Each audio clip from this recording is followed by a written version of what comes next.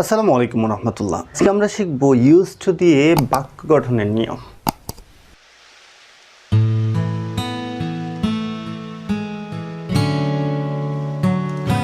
মূলত use to দুই ধরনের অর্থ দেয়।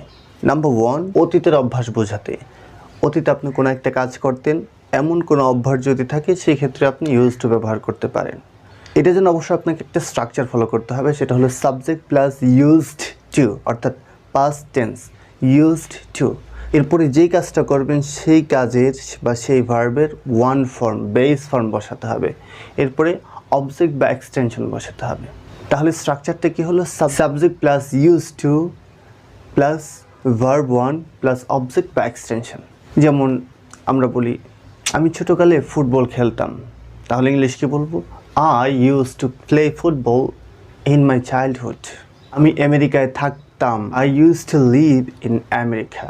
আমি স্কুলে পড়তাম, I use to study at school. এরকম যত বাক্যগুলো আছে, অর্থাৎ যেগুলো আপনি অতীতে করেছেন সেই কাজগুলো, অতীতের অভ্যাস আমরা এই স্ট্রাকচার অর্থাৎ ইউজ টু এর মাধ্যমে প্রকাশ করতে পারি।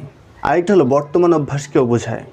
এর জন্য আপনাকে একটা স্ট্রাকচার ফলো করতে হবে। সেটা subject plus am is are was were plus used to plus verb one plus ING plus object বা এক্সটেনশন। যেমন I am used to teaching English.